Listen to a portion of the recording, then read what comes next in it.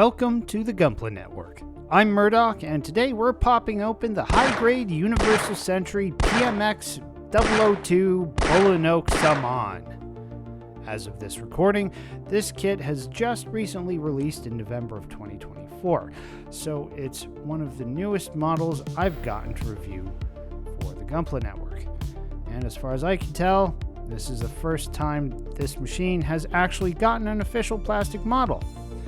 There wasn't even an attempt from 1985. We touch on that briefly with the Masala, and likely again with polyethylene once we've done a video on it. But before we get any further, it's time for a shout out for our sponsor. Looking for that next kit or tool to complete your collection? Canadian Gundam's got you covered. With a vast selection of Gunpla, plamo kits, paints, and tools, you're sure to find what you're looking for. And then you have their flat rate shipping across North America and private warehouse options. But wait, there's more. Take advantage of the discount code Gunpla Network for 10% off your entire order at checkout.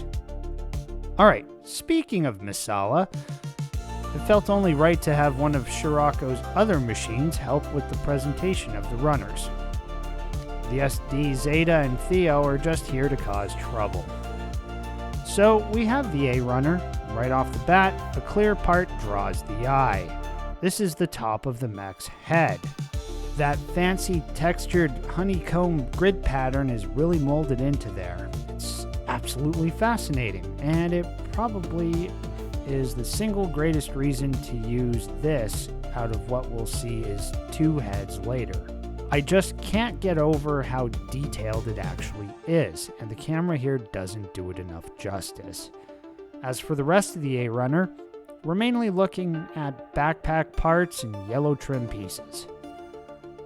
The B runner is mainly upper body, outer shell portions, and things like, shoulders, torso, upper arms, or lower arms rather, waist, that sort of thing.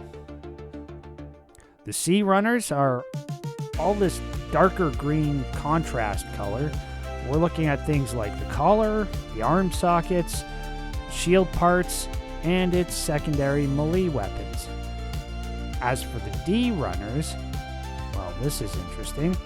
We've got two head assemblies based on these mint green part sets, as everything here is meant to be operating in pairs. We're talking feet, legs, shield pincers, and of course interchangeable heads for active and deactivated brain cases. The E runners here are all your mechanical pieces, joints and lower torso and the like.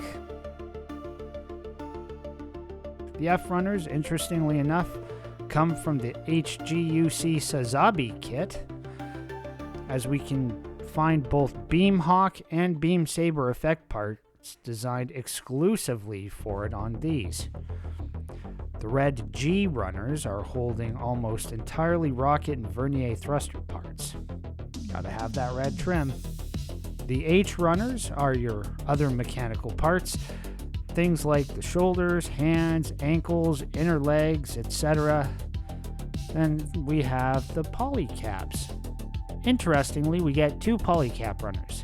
PC-132, which has a wider variety than average, and then we have a PC-7 in light gray for slightly more universal ball joint styling. Last but not least, at least parts-wise, we have the standard yellow chopsticks in the form of standard Beam Saber effect parts and the sticker sheet. Aside from the effects stickers for the head and the mono eyes, the rest here are for color correction on very specific and tiny parts of the model where they couldn't manage to use plastic effectively. And by that statement, I mean from a cost capturing perspective, right? It wouldn't make sense to try and do that at that scale for what is the high grade. Maybe if it were a real grade, but not here.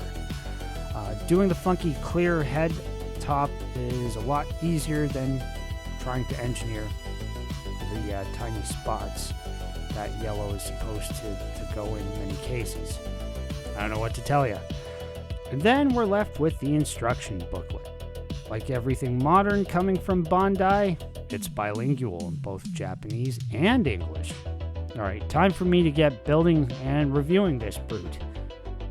Until then, on behalf of the Gunpla Network, I'm Murdoch, thanks for tuning in, and as always, keep building.